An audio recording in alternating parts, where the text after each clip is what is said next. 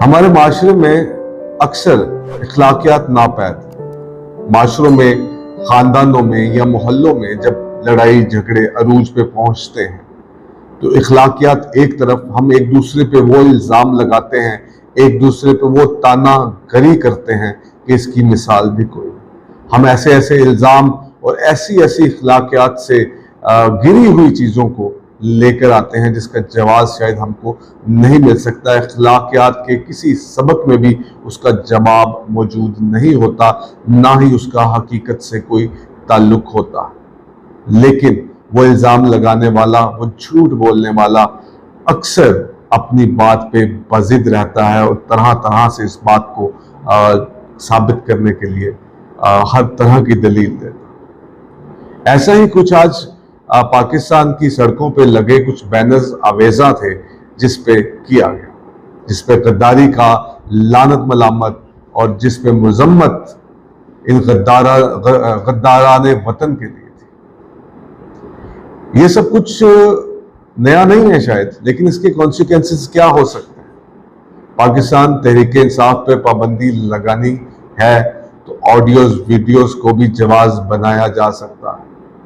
पाकिस्तान अब पाकिस्तान से ज्यादा ऑडियोस्तान और वीडियोस्तान है, जिसमें इखलाकियात की हर चीज की धज्जियां उड़ा दी, जिसमें सोशल नॉर्म्स को कहीं से कहीं पहुंचा दिया गया।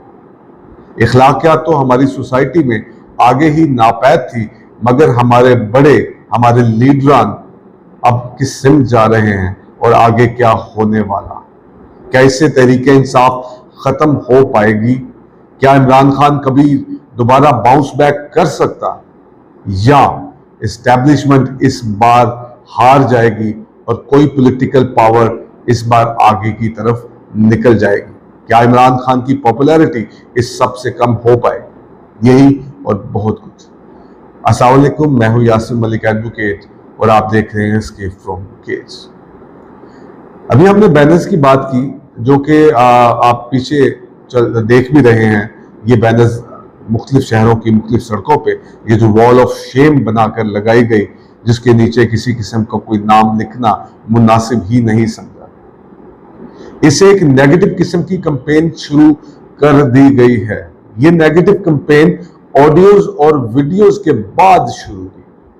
पहले मुबैना ऑडियोज और कुछ तहरीक इंसाफ के रहनुमाओं की वीडियोस भी मंजर आम पर आ चुकी। अब उन ऑडियोज और वीडियोस का तज़किरा क्या करूं, कोई इखलाक की ऐसी जुर्रत नहीं जो वहां पे पामाल नहीं कर दी गई। किसी इखलाकियात का ख्याल नहीं रखा गया, किसी आइन की शिक का ख्याल नहीं रखा गया। ख्याल रखा गया तो सिर्फ कि दूसरे ओपोनेंट पे, जो कि आपका पॉलिटिकल ओपोनेंट है, उसके ऊपर कीचड़ कैसे उछाला जाए।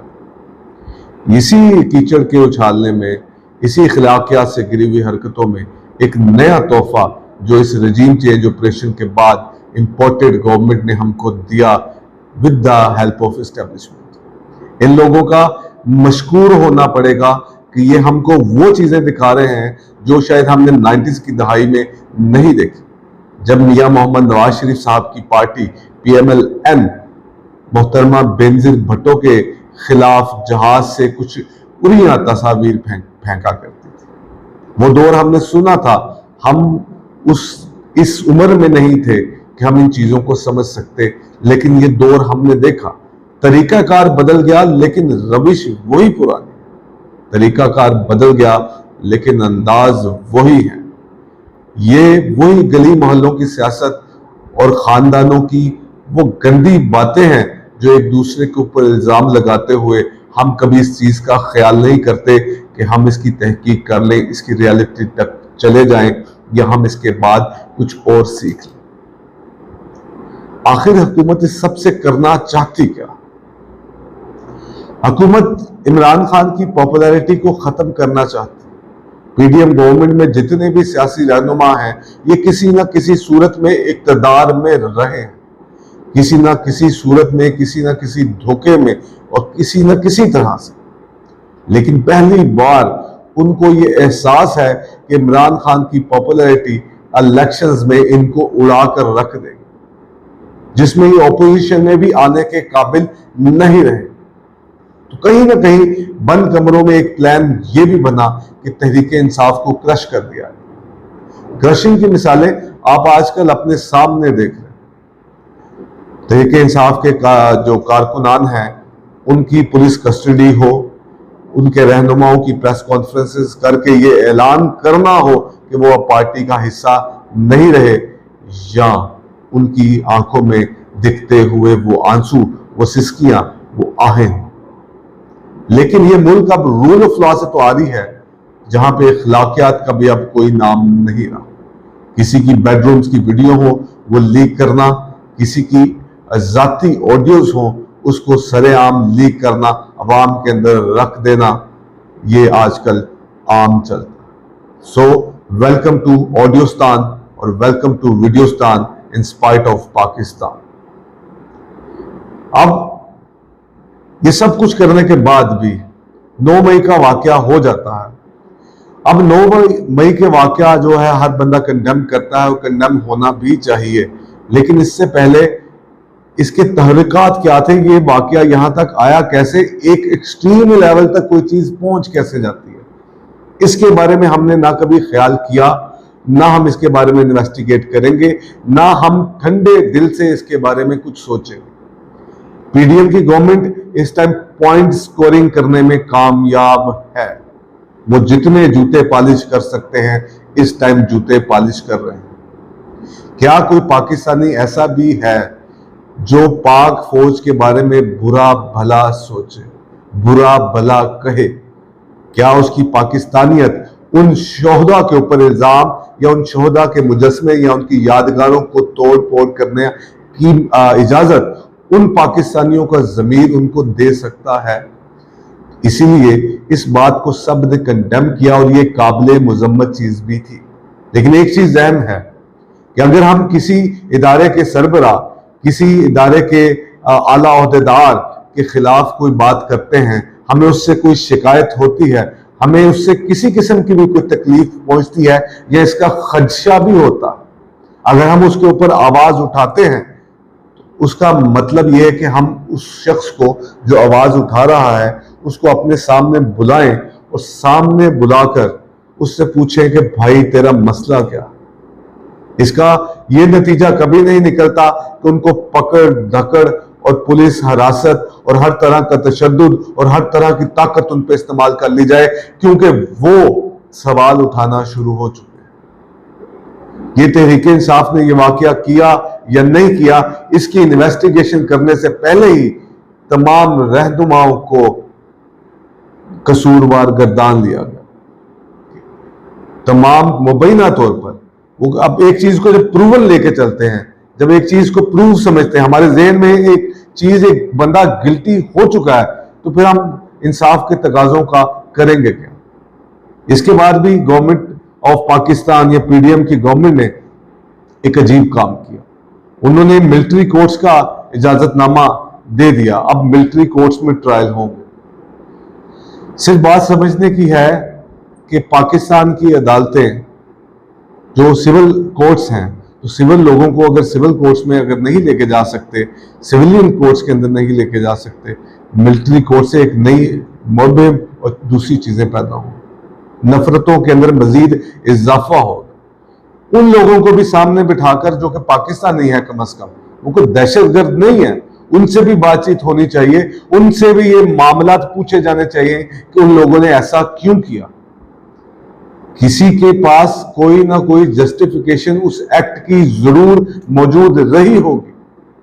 हमने बीइंग रियासत पाकिस्तान, हमने उनको क्रश नहीं करना, हमने उनके चीजों और उनके मसले मसाइल को हल करना। लेकिन नहीं, हम तो सिर्फ क्रश करने के लिए, आम आदमी सिर्फ इसलिए है कि उसमें जुल्म, जबर और ताकत दिखाई। रियासत का किरदार आमतौर पर महज़ब माशरों में एक माँ की तरह का। माँ कभी कभी सख्ती भी करती है, लेकिन प्यार से भी अपने बच्चे से पूछती है कि उसको क्या मसले मसाइल हैं और उन मसले मसाइल का हल करने का हर तरह से कोशिश करती है। इखलाकी तरबियत भी करती है, तालीम और तरबियत भी करती है, शऊर भी देती है। लेकिन एक माँ अगर अपने बच्चे को इखलाकियात ना दे, उसको शऊर ना दे, उसको तालीम ना दे, उसको और इस तरह की बहुत सारी चीजें ना दे, तो फिर 9 मई जैसे वाकयात होना कोई नई और बड़ी बात नहीं। 9 मई का वाकया भी गलत, लेकिन उसके बाद जो कुछ हुआ वो भी गलत। गलत को गलत ही कहा जा सकता है, गलत को किसी भी मामले में किसी भी तरह से सही नहीं कहा जा सकता। Government, PDM government, important government Imran Khan साहब को क्रश करना चाहती है, इमरान खान की पॉपुलैरिटी को खत्म करना चाहती है, उसके ऊपर पाबंदी लगा देना चाहती है। लेकिन क्या इससे इमरान खान की पॉपुलैरिटी खत्म हो जाएगी? ऐसा हरगिज नहीं होता। बांग्लादेश के अंदर भी ये सारे हरबे इस्तेमाल करके देख लिए गए। ताकत से दिल नहीं जीते जा सकते, ताकत से डराया जा सकता है, लेकिन डरने की भी एक हद होती है। जब वो हद क्रॉस कर जाती है तो फिर डर के आगे जीत होती है और लोग उस डर को ओवरकम करके एक अग्रेसिव और एजिटेटिंग की तरफ चले जाते हैं। क्या आप लोगों को इस चीज का अंदाजा नहीं है? क्या तारीख के असबाक सिर्फ मैंने पढ़े हैं या कुछ और लोगों ने? क्या आपने तारीख से कुछ नहीं सीखा? क्योंकि तारीख बनाने वाले तो आप लोग। इमरान खान को जो लोग जानते हैं, जिन्होंने उनके बारे में पढ़ा है और उनके बारे में रिसर्च की है, तो एक बात जो उनके जो बहनोई हैं हफीजुल्लाह नियाजी साहब, वो इमरान खान के बड़े क्रिटिक हैं। लेकिन एक बात जो वो कहते हैं कि इमरान खान को डराया नहीं जा सकता, इमरान खान कंसिस्टेंट है, वो हर हाल में लड़ेगा, तो वो एक दिन बाउंस बैक कर जाएगा। आज नहीं तो कल ये सारा सिस्टम, ये सारा सिनेरियो खत्म करना पड़ेगा। कब तक मारा जा सकता है, कब तक लड़ा जा सकता है? कहीं ना कहीं तो बैठ के बात करनी पड़ेगी। तो आप लोग अब बात कर लीजिए। दिलों में नफरतें पैदा करके बात करोगे तो वो बातचीत तो कामयाब हो सकती है, लेकिन दिलों से वो नफरत खत्म नहीं हो सकती। तमाम पाकिस्तान के बड़ों से हमारी पुरजोर अपील है, इन नफरतों को इतना मत बढ़ने दीजिएगा कि दुश्मन को फिर कोई मौका मिल जाए हमारे दरमियान में कोई इंतशार पैदा करने का, कोई डिवाइड पैदा करने का। इसी के साथ मुझे इजाजत।